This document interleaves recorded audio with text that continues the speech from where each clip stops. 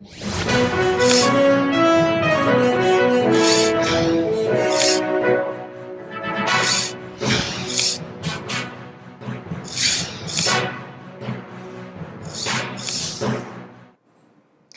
welcome back, Trinidad and Tobago. This is PSA TV, Eye on Labour. I am your host, Christy Callising. Joining me on set right now, I've got the General Secretary of BIGWU, Mr. Trevor Johnson. Good morning to you, Mr. Johnson. Hi, good morning, welcome Christy. back to our studio. Good. How are you this morning? Good to be here. It's coming out of a bit of traffic, but I'm okay. Yeah. You know, school in, school out, I don't think it quite matters now because it's the same traffic. Yeah. Lot of roadworks going on as well. So well, I mean, contributing to it, yes. You know, I think it was a commentary I read when somebody said, you know it's elections when you see continuous roadworks. Yes. I'm not sure. The public would be the judgment, the judges of those. Yes, well, local government elections are around the corner. You're definitely seeing quite a lot more activity on the roads, regional corporations, CPEP, etc. So there's plenty. You see a buzz of activity? Yes, definitely. You'll see all of the, CPEP and URP workers, they have always been out, but now you'll actually see a heavier presence of them. Yes, definitely. Heavier presence, yeah. And speaking of CPEP and URP workers, we've seen some measures outlined in this year's budget, a 15% wage increase for them both. We've also seen the minimum wage increase from $15 to $17.50. We've also seen some measures listed there by the Minister of Finance for the public servants in terms of pension. What are your thoughts on this year's budget? Well, from a Labour perspective, Christy, the budget has still left a lot to be desired. And whilst we have heard the reference, of course, the measures announced for the 15% increase for CPEP workers and for the URP workers and the minimum wage. Yeah. The concerns one has, one economist put it in a post-budget review. When you operate in the realm of or near the poverty line, 15% of nothing is still nothing. So that, when we look at just some basics at the CPEP, URP, and the 15%, the minimum wage. The minimum wage would now have moved from $15 to $17.50. But since 2012, the labor movement would have been advocating at that time for the minimum wage to be put to $20. And that's 2012. 2012, and we are here 2019. And we're still not so this even is 7 years remotely later. close to it. Yeah, and again, the economist was remarking that if you just think of a few things quickly, where in Trinidad and Tobago can you find rent for less than, say, $3,000 a month? And of course, we're talking basic one room or one bedroom, etc.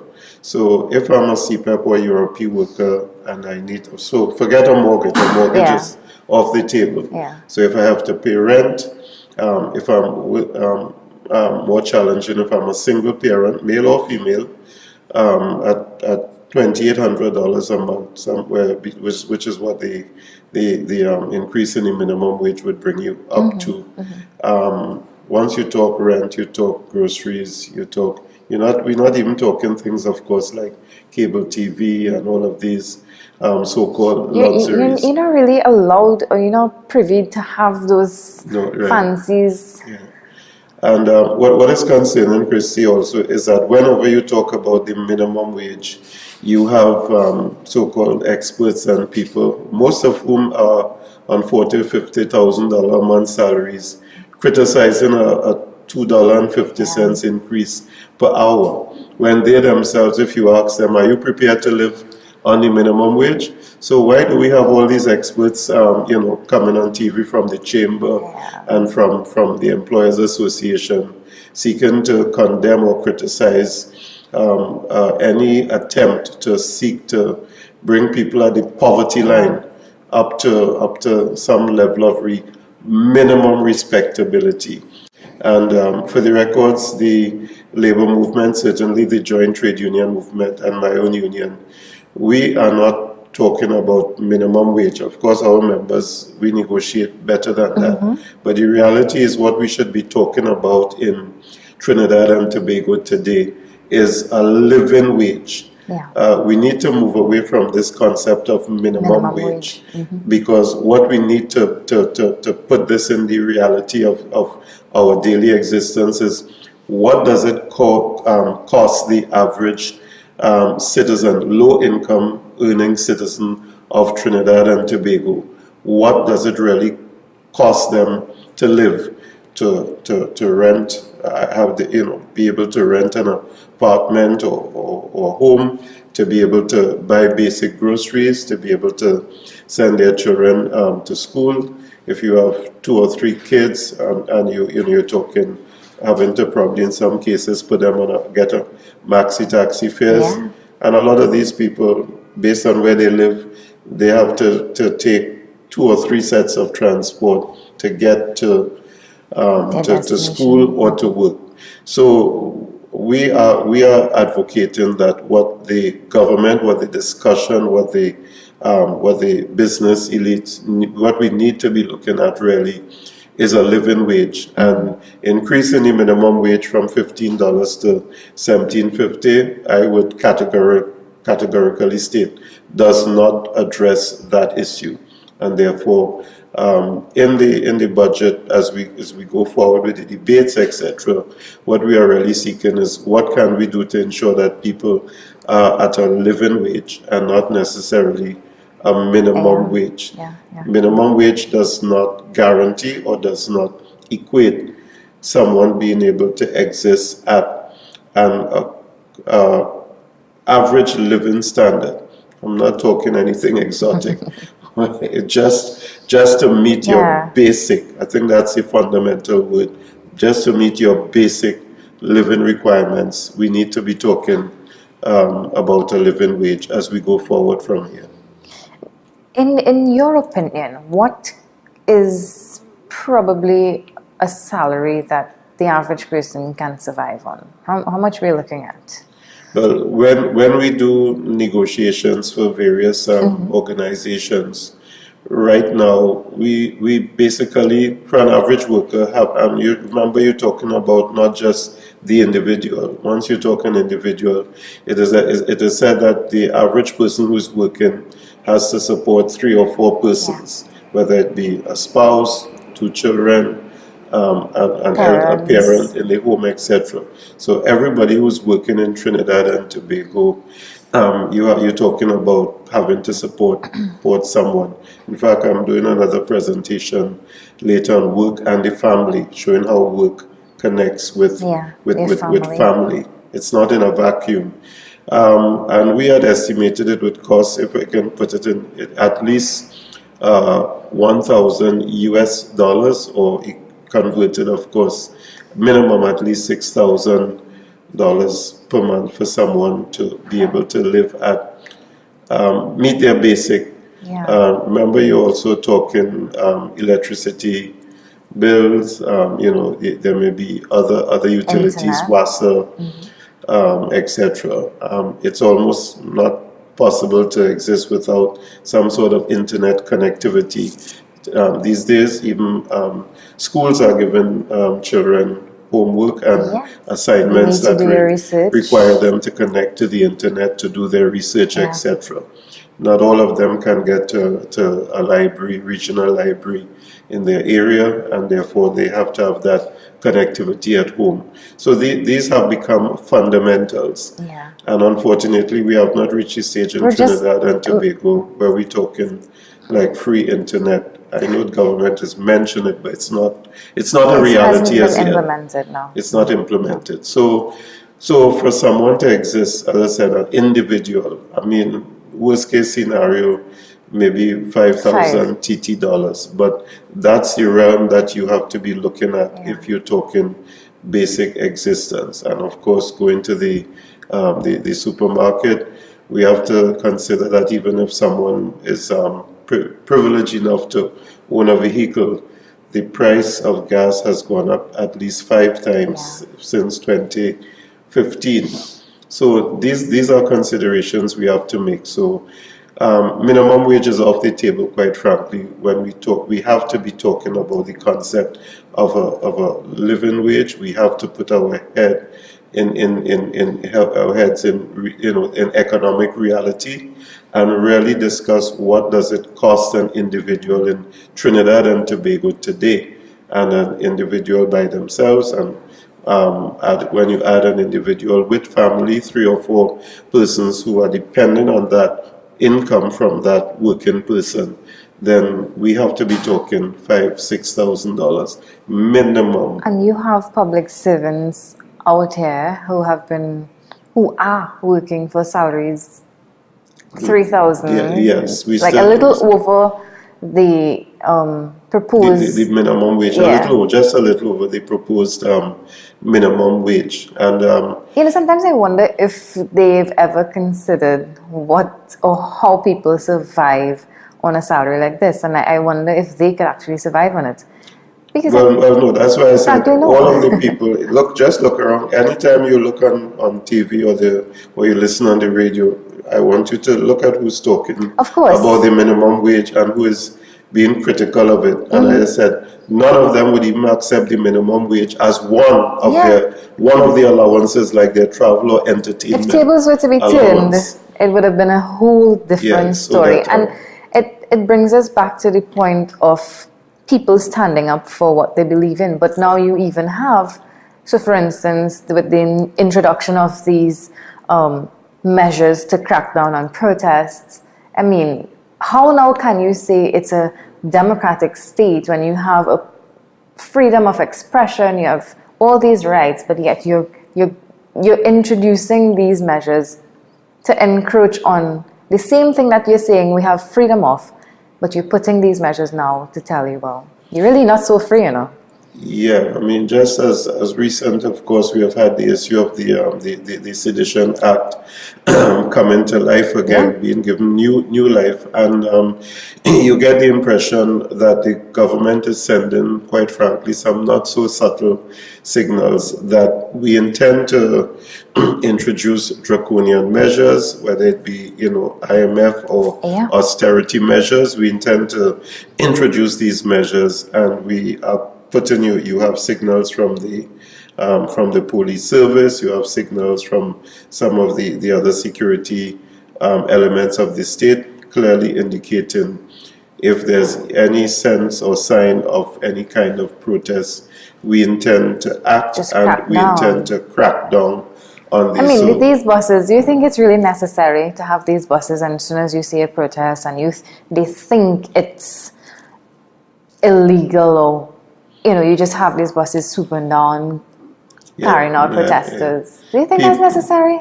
People want to be able to have a voice. I mean, sometimes, they may get it through the media, through social media, but people want to be able to have a voice to express. And I think that's where the unions come in. Express themselves, unions and civil society. Because that's another thing. We want to see, a greater upsurge and advocacy on civil society groups in terms of, but maybe there's a sense that they are not able to freely express themselves or express an opinion. And sometimes you listen to certain government ministers, for example, and they seem to have a great level of intolerance, even for a constructive criticism. Whether it be coming from ministers of cabinet, once someone criticizes or something coming from the opposition, we no longer seem to be at the point where a member of the opposition or even an independent senator could have a view that is different to what the government's position is, because you have a very strong crackdown immediately. You have government calling press conferences now just to repudiate or to respond to someone who may have made some comment on something, rather than to say to the country, how is this budget going to work for you, etc. And, on the issue of the budget, we have had the government saying, okay, this is not an election budget. Yes. Even press conferences where the Minister of Finance, the Prime Minister, and other senior government officials saying, this is not an election budget.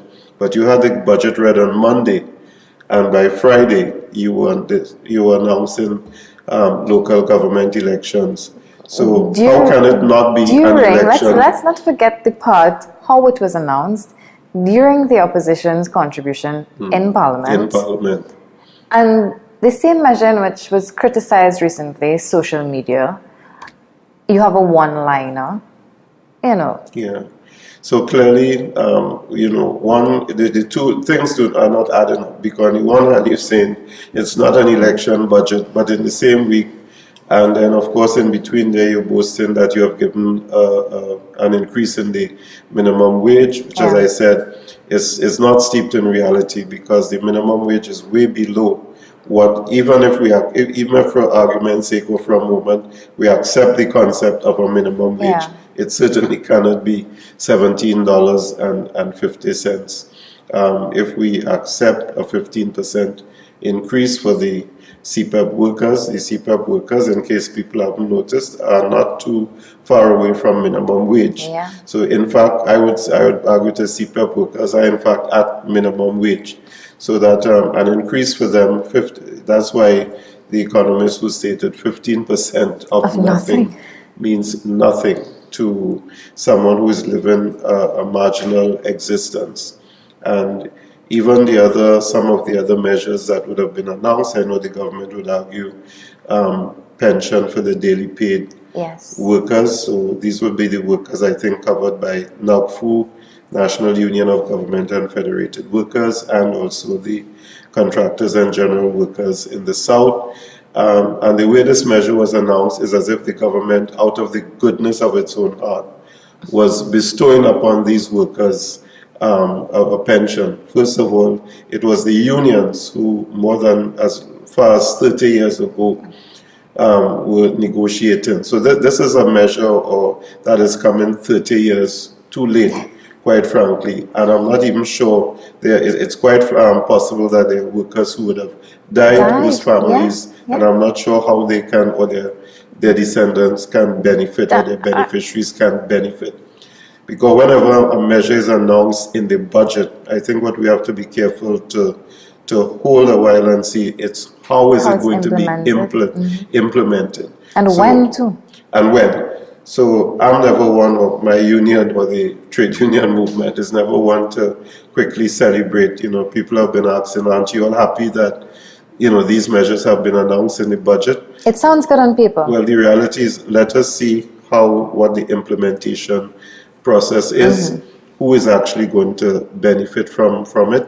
But we have actually heard, for example, that the actual allocation for CPEP workers is less than it was last year. Yeah. I know the Minister of Finance have been quick to jump to respond to say, well, we can always amend these things at the mid-year budget review, etc.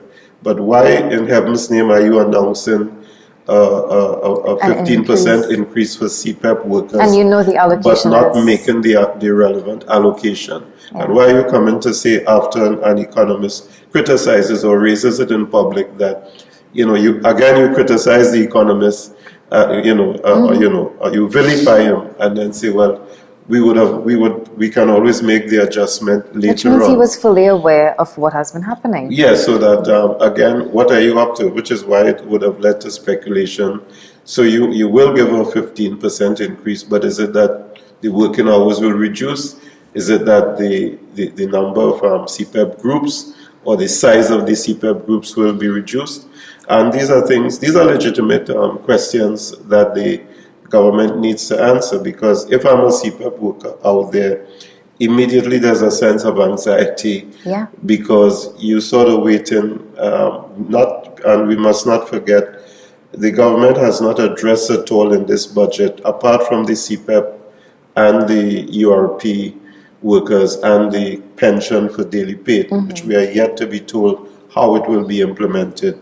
There was absolutely no comment on all the in the public service. If you give CPEP workers 15%, if I were a public servant or if I were working in one of the state entities, the thing that will begin to go through my mind is it that you're now going to go to my union and at least offer as a minimum 15%, a 15% increase for us to start negotiations. So the government has not commented on any negotiations, and there have been zero negotiations settled since 2015 in the public service and in the state sector. I should remind viewers that lecturers, for example, at Cipriani College are on 2007 salaries. This is a 12-year gap, and the workers at CARDI, for example, Caribbean Research Development Institute, which is a regional institution based here at UWI and based in several countries throughout the region, they have not gotten an increase since 2004. So this is to 2019, that's 15 years. Wow. So when there are criticisms from certain elements that said workers are quick to protest, etc., quite frankly, I would hasten to add that the unions have been quite reasonable in not totally shutting this country down. Yeah. Because the last increase or salary settlement in the public service, I believe, will be 2014, and the same applies to teachers. Teachers you saw on the street recently, and all unions are asking right now is, can you begin negotiations so that we can speak? We're not even at the point where negotiations can break down because they have not even started.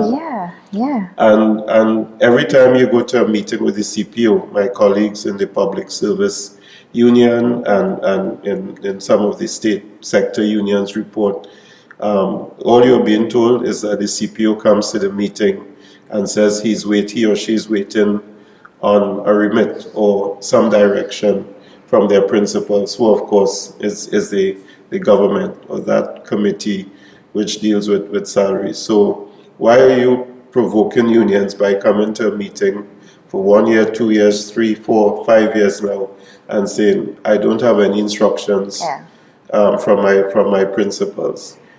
You can, our position is, and joint trade union movement, the labor movement as a whole have said, come to the table, let us negotiate a reasonable increase.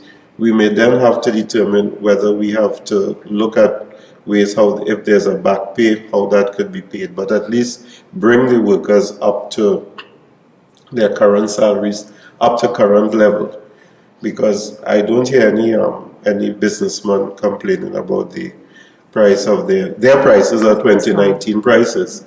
So we're talking about you cannot regulate prices, etc., because we're in a free market economy, etc. But also the business sector are at 2019 prices, but the workers are at 20. And I don't know if you would recall, not probably yesterday or the day before, the business sector in fact did indicate that prices would be increased because of this wage increase, minimum wage increase. And it now brings into question, okay, why or how? How now do you expect, it's like you're telling the country, okay, or the workers, and as this case may be, you have an extra $400, but the business sector is just there waiting to grab it. To grab it up. Yeah, it's hypocrisy. It's unethical, and it also does not make economic sense to suggest that most of these CPEP and URP workers who would get a 15% increase are simply trying to make up their rent. Yeah. They're certainly not going to be running out and buying a whole set of consumer items like cars television sets and refrigerators, etc. So Well, I don't even think they can afford that, and they can't even afford to take a loan. So you're telling me that the inflation is going to go up because some minimum wage workers have gotten an increase? Yeah. It just does not compute, because this is not going to push any consumer spending.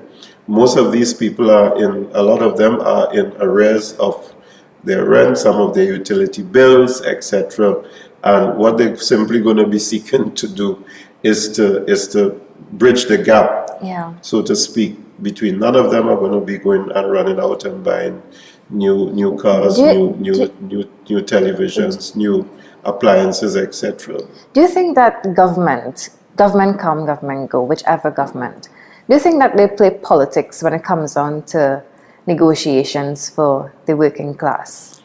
Well, the experience is there. I mean, it's in plain sight. I mean, quite frankly, neither of the two main political parties are even making an attempt to mask or to hide what they're doing. We had the last government waiting until the eve of elections to try to settle. Yeah, it's like you hold the working class ransom, and this is what will either make you or break you at the elections. And we'll give you some money, we'll fancy it up, and then, in a budget, everything will go up. And I can predict that between now and the next national elections, not necessarily the local government elections or the THA elections, all of which are due in the next year, but one can predict between now and the next elections, you are going to get the government coming to talk, to signal that they are ready to begin negotiations. You are going to get the government coming to talk about all these in the state sector, for example. But the question is, if you give the CPEP workers 15%, I mean, psychologically, what you are doing, if I put on a different hat for a moment, what you are doing is, if I were any worker, you're creating within me an expectation that if these workers get a 15%, regardless of whether they're close to the minimum wage, that you're going to be offering me at least 15%. And especially if I have a skill or a competency or qualification, for example, if I'm a teacher or medical doctor, if a CPEP worker is getting a 15% increase, at some point I would think it's reasonable, if I'm in the medical profession or so, that I might think, well, you need to offer me something more than 15%. And can the government sustain that? I'm just wearing a different hat for a moment. So what is going to happen is that the government is going to come, it's going to signal to unions that we are ready to negotiate. We will have to consider how genuine that is. But we are waiting with bated breath for the government to come and signal to the workers of the country, all of whom, within the public service, within the state sector, as I said, no negotiations have been settled for at least a 4 to 5 year period. In most cases, we're talking 2 negotiating terms. So that we are waiting to see how the government addresses that, because they have been silent in the budget speech and in the actual debate thus far. And the other question is labor legislation, because we are in the final year of this term of government, and we keep hearing that, yes, of course, there have been lots of consultations, etc., but aren't we going down the same path that the last government took, which is waiting until just prior to elections to seek to bring a slew of legislation to Parliament? And you have a rushed legislation, which will probably not necessarily be supported by the opposition or the independent senators. The parliamentary term will expire, and the government will then attempt to say, but we brought it into Parliament. It's the other side, or the term expired. But that happened in the last term of government. So, and this government would have had the opportunity to see that that did not work. So why are you going to be coming with that similar approach again, knowing fully well that that is what happened on the last occasion? Because, as I said, the labor movement, we are tired. we will continue to fight, but we are tired of government after government, term after term of consultation after consultation through the NTAC, National Tripartite Advisory Board, through Iraq Industrial Relations Advisory Committee, through a host of consultations. Then you hear it has to go to the parliamentary arm of the Attorney General's office for drafting. Then it has to go to cabinet for some sort of initial approval, and it just seems like we're going round and round and round, and then I think it's buying time. The term of office ends and nothing happens. So we are not holding out, quite frankly, that we'll see any significant move in movement towards the labor legislation coming to Parliament, actually being debated, passed, and assented to, because there's a process. And the shorter the time period gets, it compromises that process. So one can almost project, despite the sayings of the Honorable Minister of Labour, who is seeking to convince us otherwise. But we know there are other forces within cabinet, within the business sector, etc., who are doing everything possible to ensure that labor legislation and anything that will benefit the labor movement is shut down or not given a fair opportunity. And this is a concern we have, even as the national budget is presented. And even if you look at the pension measure that they implemented, that they spoke about, hasn't been implemented as yet. Time and time again, we've seen pensioners finding it very difficult to survive on 2,000, 2,005, 3,000. You have a lack of medication, or you have even our health care. The time you take to get any kind of attention or care at a public health facility, many times you have family members would say, you know what, let me just take you to a private medical center. Yes. But how now does a pensioner survive on a pension of 3,000 or less? Yeah, well, that is the challenge. It's the same as the minimum wage. If you're talking pensions, I mean, you have occupational pensions, which the government is guaranteeing going to be at least $3,000 a month, which is one of the reasons you're finding that pensioners, people who have just retired, etc., are seeking to get back into the work. Yeah. Now, I mean, when I was, much younger, a boy growing up, when you retired, you retired. Yeah. But what you're finding now is that people are extending their retirement or seeking opportunities, so that you have people 65, 70, 75 still in the world of work, when perhaps they should be enjoying their retirement. Yeah, of course, they can be doing some farming or other activity that they would like, but you have people very actively pursuing work initiatives, not so much because necessarily they want to work, but because they have to. The economic realities that they face It does not compel them to have to go back into the work environment, because simply put, you listen to them and they'll tell you, I cannot live on my pension. So that is a major concern, and I mean, it also impacts several other things, because everything is connected. The socioeconomic process, and you have young people.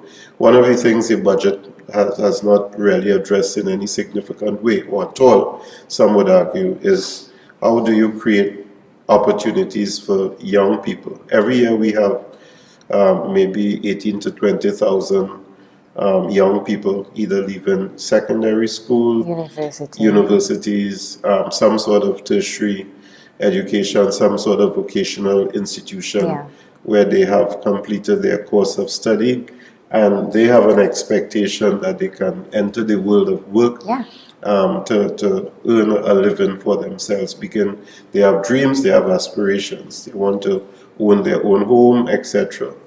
If you talk to the average parent today, they're telling you, my children are not leaving home.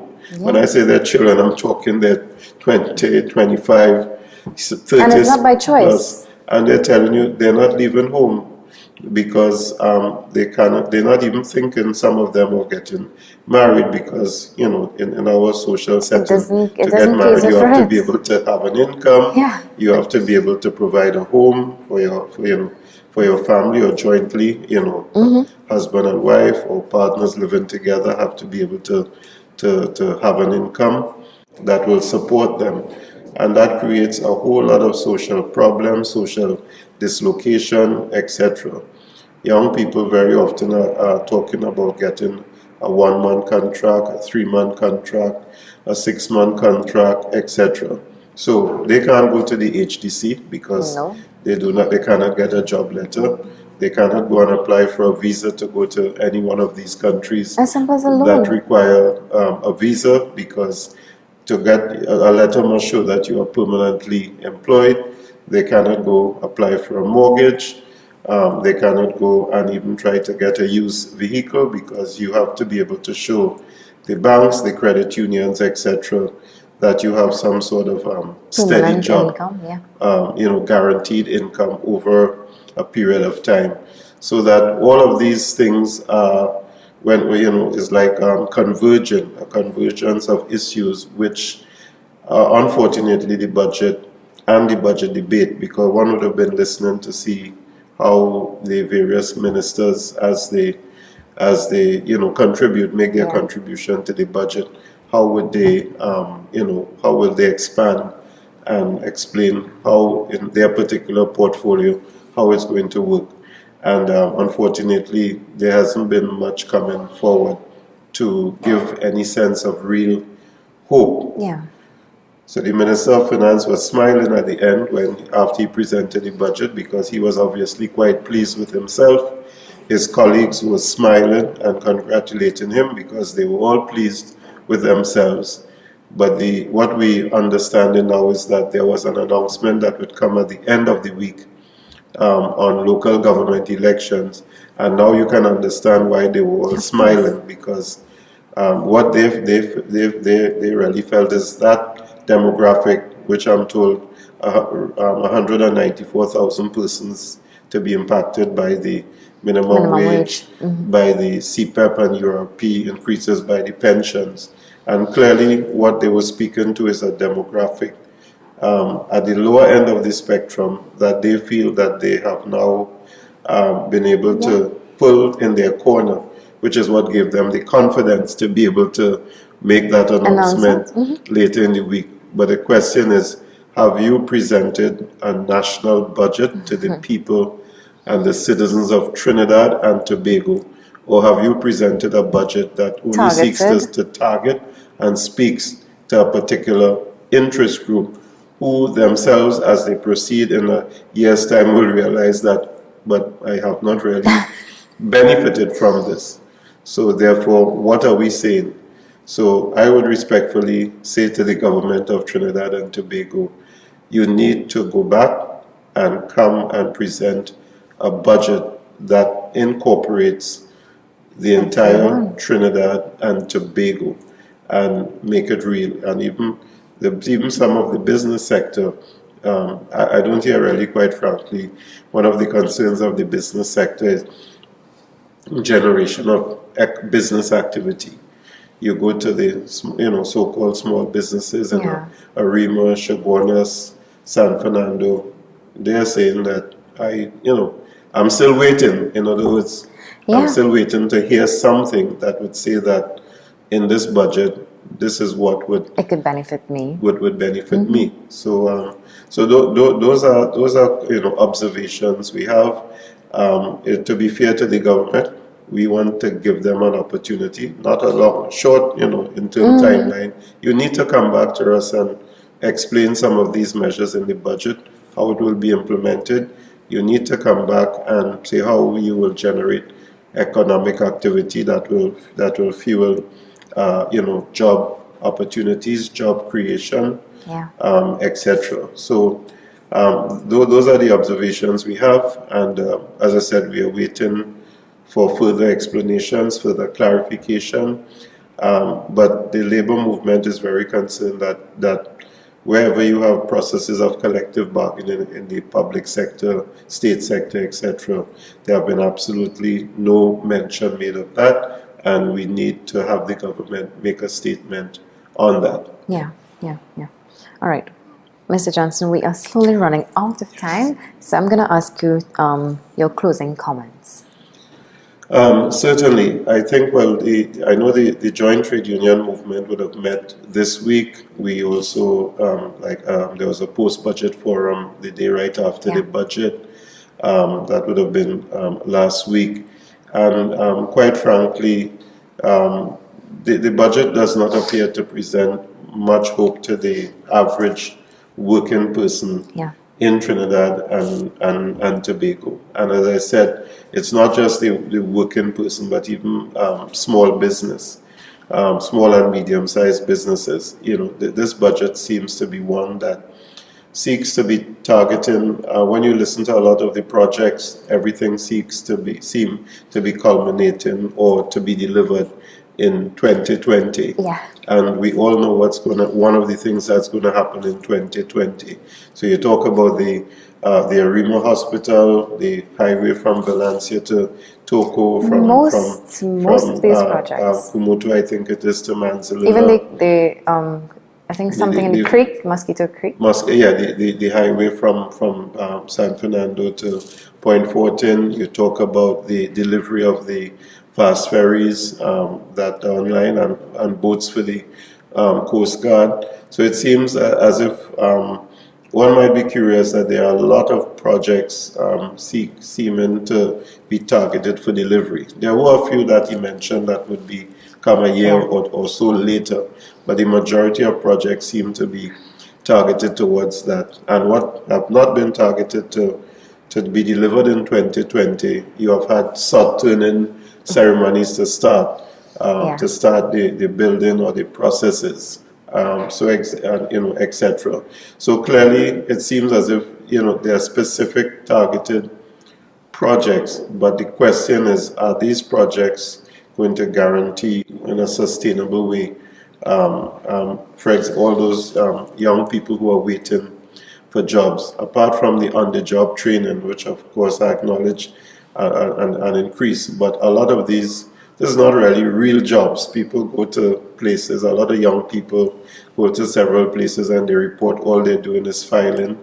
Some of them doing nothing creative, so that we want real opportunities to be created. And as I said, it is important that we get responses and indications of this in the next few weeks, because I'm sure the labor movement is looking on, civil society is looking on, business is looking on, and there's still a lot more questions than answers as a result of the presentation of the 2020 budget.